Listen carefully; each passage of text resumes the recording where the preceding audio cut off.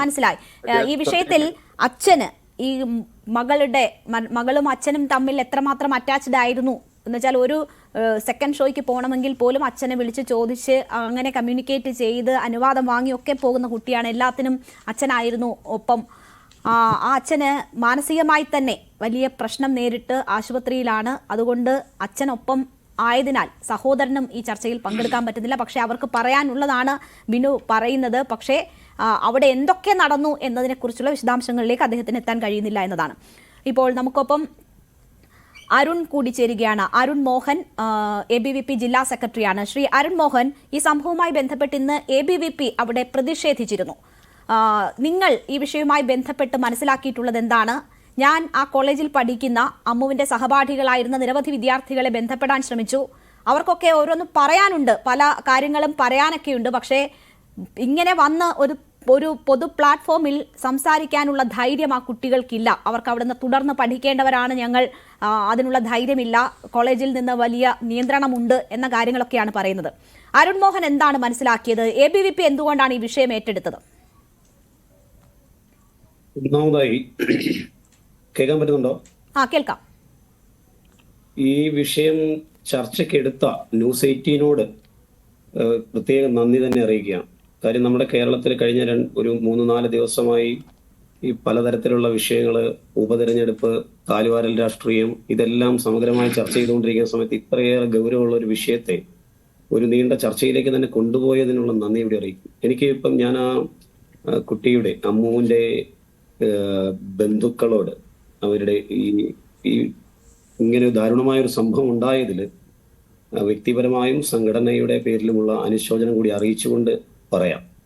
അതായത് ഈ വിഷയത്തില് ബന്ധുക്കളും ശ്രദ്ധിക്കപ്പെടാതെ പോയതാണോ ഒരുപക്ഷെ ഇപ്പം ഈ ചർച്ചയിൽ പങ്കെടുക്കുന്ന അമ്മുവിന്റെ ബന്ധു അറിയാഞ്ഞതായ ഒരു കാര്യം കൂടി എനിക്ക് സൂചിപ്പിക്കാനുള്ളത്. പറഞ്ഞത് വളരെ വ്യക്തമാണ്. കമ്മ്യൂണിറ്റി ട്രെയിനിങ്ങുമായിട്ട് ബന്ധപ്പെട്ട് ആലപ്പുഴയിലായിരുന്നു ഈ കുട്ടികളുടെ, അതായത് ഓരോ ഡിപ്പാർട്ട്മെന്റ് വൈസ് ഓരോരോ ഹോസ്പിറ്റലിലായിരുന്നു ഇവർക്ക് ട്രെയിനിങ് ഉണ്ടായിരുന്നു. അതിലെ മെന്റൽ ഹെൽത്തുമായിട്ട് ബന്ധപ്പെട്ടുള്ള കുട്ടികൾക്ക് തിരുവനന്തപുരത്തായിരുന്നു. അതേപോലെ തന്നെ പലരും പല സ്ഥലങ്ങളിലായിരുന്നു. അപ്പോൾ സഹപാഠികൾ എന്നുള്ള രീതിയിൽ ഇവർ ഒരുമിച്ചായിരുന്നു. അപ്പം ഇവർ ഒരുമിച്ച് പ്രിൻസിപ്പൽ ആവർത്തിച്ച് പറയുന്നത് ഇന്റിമേറ്റ് ഫ്രണ്ട്സ് ആയിരുന്നു അവരുടെ ഇടയിൽ ചെറിയൊരു ഇഷ്യൂ മാത്രമാണ് ഉണ്ടായത്. അത് അവരെ സൂചിപ്പിച്ച സമയത്ത് തന്നെ ഞാൻ ആക്ഷൻ എടുത്തു എന്നൊക്കെയാണ് ഇന്ന് ഞാൻ നേരിട്ട് സംസാരിച്ച സമയത്ത് പ്രിൻസിപ്പൽ പറഞ്ഞത്. പക്ഷേ പ്രിൻസിപ്പലിന്റെ ഈ സംസാരത്തിൽ വളരെ കോൺട്രഡിക്ടറി ആയിട്ടുള്ള കാര്യങ്ങളാണ് നമുക്ക് മനസ്സിലാക്കാൻ സാധിക്കുന്നത്. അത് അദ്ദേഹം മാധ്യമങ്ങളോട് ബ്രീഫ് ചെയ്തത് കേട്ടതിന് ശേഷമാണ് ഞാൻ അദ്ദേഹത്തെ കാണുന്നത്. ആ മാധ്യമങ്ങളോട് പറഞ്ഞ സമയത്ത് ഒരിടത്തും അദ്ദേഹം അവിടെ ഒരു മെഡിക്കൽ ക്യാമ്പ് നടന്നതിനെ കുറിച്ചോ അതിനുണ്ടായിരുന്ന സാമ്പത്തിക അലിഗേഷനെ കുറിച്ചോ അദ്ദേഹം പറയുന്നില്ല. നമ്മൾ മനസ്സിലാക്കേണ്ടത് ഒരു ലോഗ് ബുക്ക്, ഒരു സഹപാഠിയുടെ, ഈ പറഞ്ഞ കുറ്റാരോപിതയായ പെൺകുട്ടികളിൽ ഒരാളുടെ ലോഗ് ബുക്ക് 3 പെൺകുട്ടികളുടെ പേരില് രേഖാമൂലം അമ്മു പരാതി എഴുതി കൊടുത്തു. നമ്മള് മനസ്സിലാക്കിയെടുത്തോളാം, ഇപ്പൊ പല കോളേജുകളിലും റാഗിങ്ങുമായിട്ടുള്ള ബന്ധപ്പെട്ട വിഷയങ്ങളിലൊക്കെ വളരെ സജീവമായി വിദ്യാർത്ഥി സംഘടനകളൊക്കെ ഇടപെടാറുണ്ട്. ഇപ്പൊ എന്റെ വിദ്യാർത്ഥി സംഘടനാ പ്രവർത്തനത്തിൽ എത്തിയതിനു ശേഷം ഞാൻ ബന്ധപ്പെട്ടിട്ടുള്ള 2-3 റാഗിംഗ് കേസിലെ നിയമപരമായ വസ്തുതകൾ എന്ന് പറഞ്ഞാൽ ആന്റി റാഗിംഗ് സെല്ലിനെ ഇവരിത് അറിയിക്കുക എന്നുള്ളതാണ് ഇവർ ആദ്യം ചെയ്യേണ്ടത്. മാനസികമായി റാഗിംഗ് എന്ന് പറഞ്ഞാൽ സീനിയർ വിദ്യാർത്ഥി ജൂനിയർ വിദ്യാർത്ഥി ചെയ്യുന്നത് മാത്രമല്ല, നമ്മൾ മനസ്സിലാക്കണം. റാഗിങ്ങിന്റെ പരിധിയിൽ വരുന്നത് മാനസികപരമായിട്ടുള്ള പീഡനങ്ങൾ റാഗിങ്ങിന്റെ പരിധിയിൽ വരുന്നതാണ്. നിരന്തരമായി കുട്ടിയെ മാനസികമായിട്ട് പീഡിപ്പിക്കുമ്പോൾ ഈ കുട്ടി 22 വയസ്സുള്ള പെൺകുട്ടിയാണ് നമ്മൾ മനസ്സിലാക്കണം. മാത്രമല്ല നേഴ്സിംഗ് വിദ്യാർത്ഥിനിയാണ്. നേഴ്സിംഗ് വിദ്യാർത്ഥി നമുക്കറിയാമല്ലോ, നേഴ്സിംഗ് വിദ്യാർത്ഥിനികൾക്ക് പൊതുവെ എന്ത് വിഷയങ്ങളോടും തുടക്കത്തിലൊക്കെ ഒരു താല്പര്യത്തോടു കൂടിയാണല്ലോ അവർ ഈ വിഷയം എടുക്കുന്നത്. എന്ത് വിഷയങ്ങളോടും പക്വതയാർന്നൊരു സമീപനം ഉള്ള വിദ്യാർത്ഥികളാണ്. 3 മാസം കൂടി കഴിഞ്ഞാൽ അമ്മുവിന്റെ ക്ലാസ് അവസാനിക്കുകയാണ്. അവസാന വർഷ നേഴ്സിംഗ് വിദ്യാർത്ഥിനിയാണ്. അപ്പോ ഒരു കുഞ്ഞു കാര്യത്തിന് അമ്മു ആത്മഹത്യ ചെയ്യും എന്നൊക്കെ വെറുതെ പറഞ്ഞു കഴിഞ്ഞാൽ അത് മനസ്സിലാക്കി പെട്ടെന്ന് തൊണ്ട തൊടാതെ വിഴുങ്ങാൻ നമുക്ക് അല്പം ബുദ്ധിമുട്ടുണ്ട്, ഒരു സാമാന്യ ബുദ്ധിയുള്ള മനുഷ്യനെ സംബന്ധിച്ചിടത്തോളം. അതിലെ പ്രഥമമായ കാര്യം, രേഖാമൂലം ഈ 3 കുട്ടികളുടെ പേരിൽ അമ്മു പരാതി കൊടുത്തപ്പോൾ നിയമവിദഗ്ധർ ഈ ചർച്ചയിൽ തന്നെ പങ്കെടുക്കുന്നുണ്ട്. ഒരുപക്ഷെ അവർക്ക് കൂടുതൽ അറിയാൻ സാധിക്കുമായിരിക്കാം. ആന്റി റാഗിംഗ് സെല്ലിനെ ഈ വിഷയം ധരിപ്പിച്ചിട്ട് പോലുമില്ല. ഈ പരാതി കയ്യിൽ കിട്ടിയാൽ വിതിൻ 24 hours ഇമ്മീഡിയറ്റ് ആക്ഷൻ എടുക്കേണ്ട പ്രിൻസിപ്പല് ഒരു കാര്യവും ചെയ്തിട്ടില്ലെന്നുള്ളതാണ്. അദ്ദേഹം അദ്ദേഹം പറയുന്നത് ആന്റി റാഗിംഗ് കമ്മീഷൻ മാത്രമല്ല, ഞങ്ങൾക്ക് ഇവിടെ ഇതുമായിട്ട് ബന്ധപ്പെട്ട് 3-4 കമ്മിറ്റികളുണ്ട്. ഇത്തരത്തിൽ കുട്ടികൾ മാനസിക പീഡനം അനുഭവിക്കുന്നെങ്കിൽ അവർക്ക് വന്ന് തുറന്ന് സംസാരിക്കുന്നതിനും ഞങ്ങൾക്ക് ഇടപെടുന്നതിനും 3-4 കമ്മിറ്റികളുണ്ട്. ഈ കമ്മിറ്റികളിലെ അധ്യാപകരെ അറിയിച്ചു എന്ന് വാക്കാൽ പറയുന്ന അദ്ദേഹം അതിന്റെ ഒരു രേഖകൾ ഹാജരാക്കാൻ തയ്യാറായിട്ടില്ല എന്നുള്ളതാണ്. ഞാൻ മനസ്സിലാക്കിയിടത്തോളം പോലീസിന് അദ്ദേഹം ഇതുവരെ അങ്ങനെ തരത്തിലുള്ള രേഖകളൊന്നും അദ്ദേഹം ഹാജരാക്കിയിട്ടില്ല. അതായത് ഒരു എൻക്വയറി അവിടെ നടന്നിട്ടില്ല. ഒരു എൻക്വയറി നടന്നാൽ ഇപ്പൊ ഇദ്ദേഹം മറ്റൊരു കാര്യം പറയുന്നത് ബന്ധുവിന് മാത്രമേ സ്ഥിരീകരിക്കാൻ സാധിക്കത്തുള്ളൂ. എനിക്ക് അതിനെക്കുറിച്ച് കൂടുതൽ പറയാൻ കഴിയില്ല. അച്ഛൻ ഇവിടെ എത്തിയെന്നും പരാതിയിൽ കഴമ്പില്ലായിരുന്നെന്നും മനസ്സിലാക്കി അദ്ദേഹം ഇവിടെ നിന്ന് പ്രശ്നമൊന്നുമില്ല എന്ന് പറഞ്ഞ് മടങ്ങിപ്പോവുകയായിരുന്നു എന്ന് പറയും. ഞാൻ അതാണ് പറഞ്ഞത്. പറയുന്ന കാര്യങ്ങളിൽ വൈരുദ്ധ്യം എവിടെയാണ്? ഒരു കുട്ടി മാനസിക പീഡനം ഏറ്റു എന്ന് പറയുന്ന സമയത്ത് UGCക്ക് ആന്റി റാഗിംഗ് സെൽ ഉള്ളപ്പോൾ, യൂണിവേഴ്സിറ്റിക്ക് ആന്റി റാഗിംഗ് സെൽ ഉള്ളപ്പോൾ അവരെയൊന്നും അറിയിക്കാതെ കോളേജിൽ മാത്രമായിട്ടുള്ള ഒരു കമ്മിറ്റി തല്ലിക്കൂട്ടി ആ കമ്മിറ്റി വിഷയം കൈകാര്യം ചെയ്തെന്നും ഈ കുട്ടികളുടെ മുഴുവൻ മാതാപിതാക്കളെ വിളിച്ചു വരുത്തി അവർ കൺവിൻസ്ഡ് ആണ്, അവർക്കൊരു പ്രശ്നവും ഇല്ലായിരുന്നു എന്നും അവര് രേഖാമൂലം എഴുതി തന്നു എന്നും ഇദ്ദേഹം അവകാശപ്പെടുന്നുണ്ട്.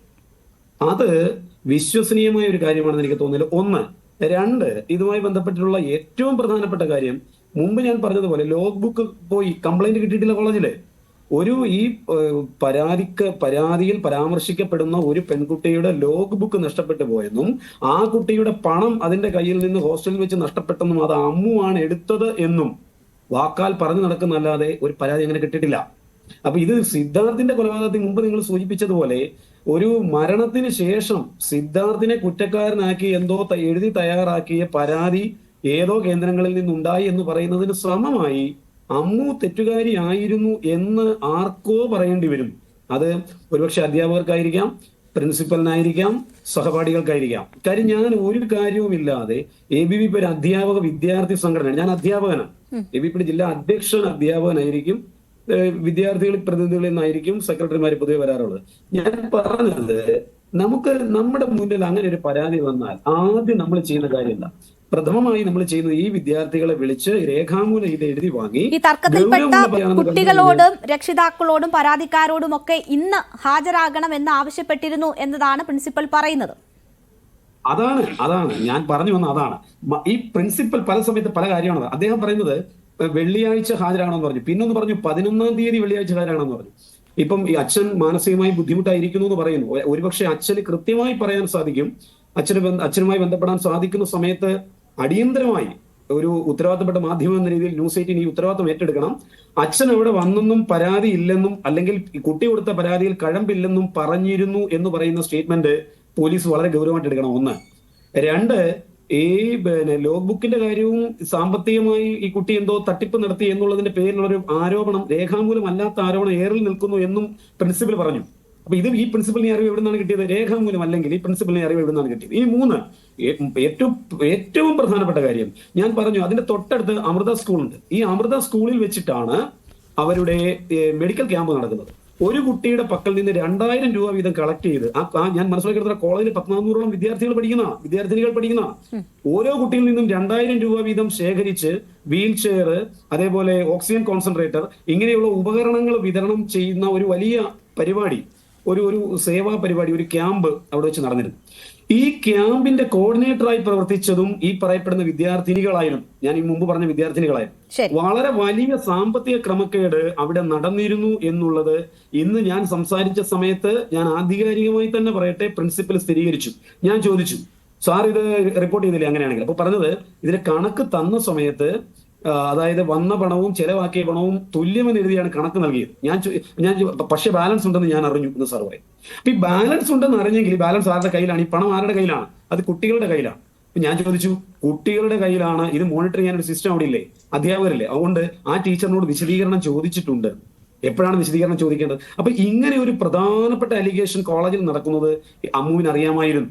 ഞാൻ സംശയിക്കുന്നു ഒരുപക്ഷെ അമ്മുവിന്റെ മരണത്തിലേക്ക് കലാശിച്ചത്, അല്പം മുമ്പ് അവതാരക ബന്ധുവിനോട് ചോദിച്ചതിൽ ഏറ്റവും ഒരുപക്ഷെ ഈ അമ്മുവിനെ പോലെ പെൺകുട്ടി ആത്മഹത്യ ചെയ്യാൻ ഇടയായ സാഹചര്യം ആത്മഹത്യയാണെന്ന് മാത്രം വിശ്വസിക്കുന്നില്ല എന്ന് ബന്ധുക്കൾ പറയുന്നു.